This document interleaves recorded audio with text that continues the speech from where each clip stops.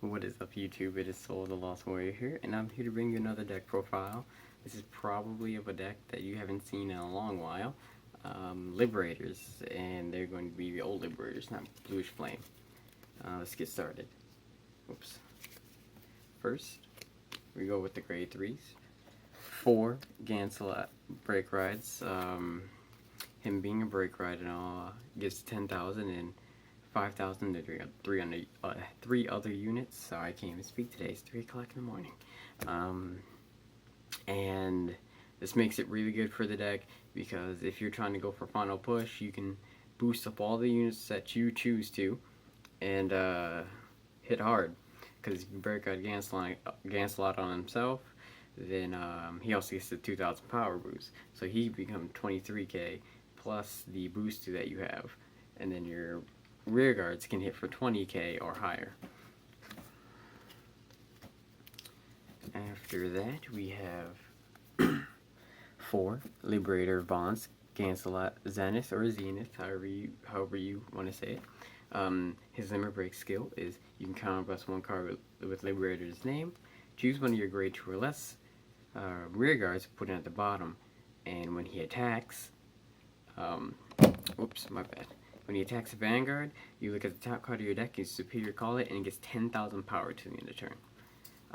He's the cross ride for Solitaire Liberator Gansalot. You can combo it really well for really high combos and really high columns.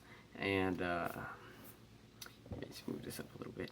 And then with I don't think people like him too much because of the fact that his ability is lackluster, quote unquote, to some people, or it's just bad because it's not in meta or anything of that sort. But using him, you can get like what, 4 attacks in, not including if you get a stand trigger or not, and that's actually pretty good because if you break ride him, or even if you don't break ride him, you can hit with the boosted unit and hit hard because no matter what you superior call as well, it gets 10,000 power whether it be a trigger or not. You're still going to benefit in some sort of way. After that, we go on to the grade 2s. 3 Liberator Star Ring Trumpeter. You can choose a card with Blast Away Liberator in its name from your soul or your drop zone. Return it to the deck, shuffle, and superior call to an open rear guard. Good for if you have Blast Blade in soul or in drop zone, and excuse me, and you want to get a free unit. It can help you fill up your field, but with this type of Go Paladin build, everything's random. It's not like the Dura cards where you can look at the top 3 cards or anything of that sort.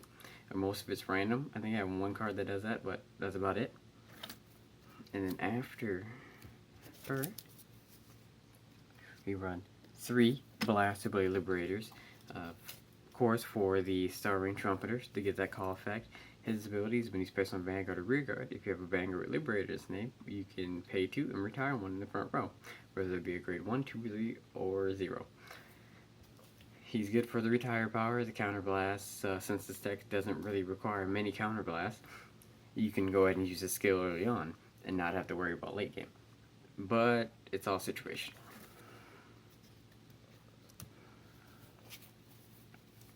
After that, we have 3 Liberator the Escrad. With his ability, you can pay 1 card with Liberator in his name. When he hits a Vanguard, you can look at the top card of your deck and call it to an open rear guard. Excuse me, I'm very sorry. With his ability, it puts pressure on your opponent because if you have that open rear guard slot, or you use them early on as a Vanguard or something like that, your opponent usually tends to guard it because they don't want you to have that extra attack or not extra attack, but that extra unit on the field because again, the Gold Paladins, they power up from having rear guards. They build up their field, no issue. And with this guy, it creates a lot of pressure, forces your opponent to drop if they don't want you to plus from it in some way. Of course, since it's a random call, you never know what you're going to get, so you can get a grade 0, which could really be a bummer, but hey, it fills up your field for later. and causes your opponent to drop every once in a while. And then after, we have just one Citation Liberator heli. When he hits the Vanguard, you can count press 1, put him into the soul, look at the top 3 cards of your deck, and call 1 to an open rear guard as stand. Now with this guy, I only have one, but you can choose to run more if you choose to build this exact deck in some way. With him, again, he's just like a Scrod, but except you can get an extra attacker guaranteed, or of your choice, I mean, from the top 3, or extra booster. Puts a little bit more pressure than a Scrod because it's more of a lenient call versus a random call. But yeah, you can run more or less, your choice. And after, for the grade 1s, we have, of course, 4 perfect guards. In this deck, Halo Liberator Halo Field Mark is more preferred, but if you get what you get, and you just don't have a fit about it. So yeah, 4 perfect guards. They're just there for guard power, just in case you need to get rid of them high attackers. After, we have 3 Marins, the 10k attacker, move it over here a little bit, the 10k attacker, grade 1, good for if you superior call him with Ganslot skill. He becomes a 20k attacker by himself, or early game pressure. What you could do is you can just ride a grade 1 Liberator and then call Marin, and there you go, you get an extra attack, a little bit more pressure on your opponent, a little bit more cards that could be dropped from your opponent's hand. And again, you can run more or less if you so choose to, of any of these cards, or none at all. Next we have 3 Liberator Bicorn. It's a Limit Break enabler. Allows you to limit break early on without having to be at 4 damage. It helps a lot, especially with these stride decks, so that way you can get off your abilities faster, or your limit breaks up faster, and you can break ride faster and get a little bit more pressure early on.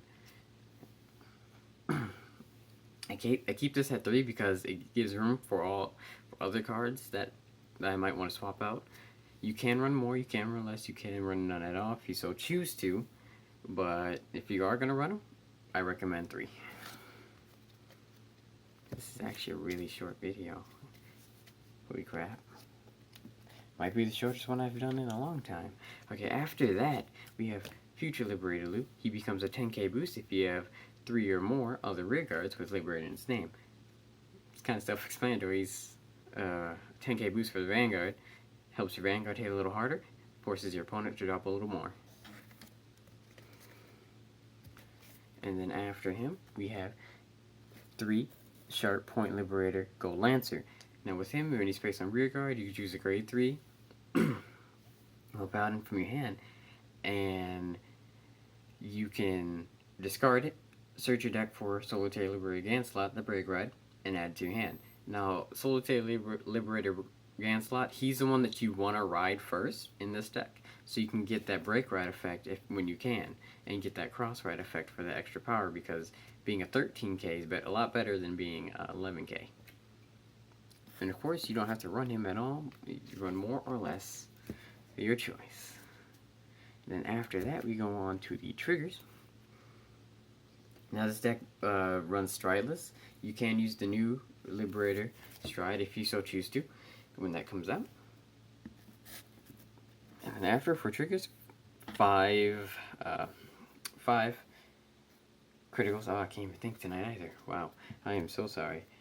For when your Vanguard attacks, you can get that extra pressure off. If it hits, you can get that extra crit. Force your opponent to drop a little more. Or you can give it to that 10k, that boosted whatever unit they got that 10k for a little bit extra pressure. After, we have 2 draw triggers. You can run more or less of any of these triggers. However, it's personal preference.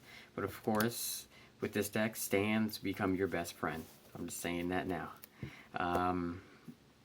2 draw triggers because you can plus from it in some sort of way. If you ever need to drop 5 and you don't want to drop 10, you just drop the draw trigger, and yeah, you just draw when you trigger it. So that's all I got for that one. And after, we have 5 stand triggers. Now, with the stand triggers, they are really helpful in this deck because, of course, when you use Zenith's skill, you get that 10,000 boost, and if you restand him, he's going to hit, again, even harder. So yeah, you could run more. I suggest you running at least 6, but I run 5, of course, to add room for draw triggers. And yeah, it's really good to have in this deck, and it can force your opponent to drop a little bit more and add a little bit more pressure as the game progresses, I guess. And after that, we have the standard 4 heal triggers. 4 heal triggers, they keep you in the game a little longer, and they're 10k drops. So, and then as for starter, we have Yearning Liberator Arm. You can put him into the soul if you have a grade 3 or greater Vanguard.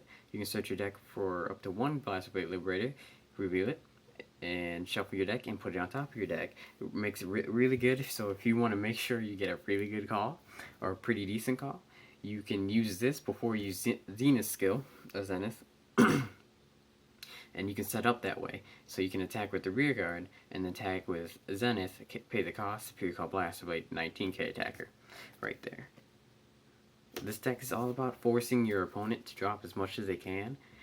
Once you get up to Zenith, you can also push for game if you so choose to with this deck.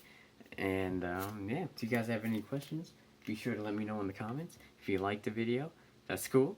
If you want to subscribe, that's awesome. If you have any, if you have any questions, just let me know in the comments, and I'll get back to you. And I have another deck profile to do right now. I'll see you guys later.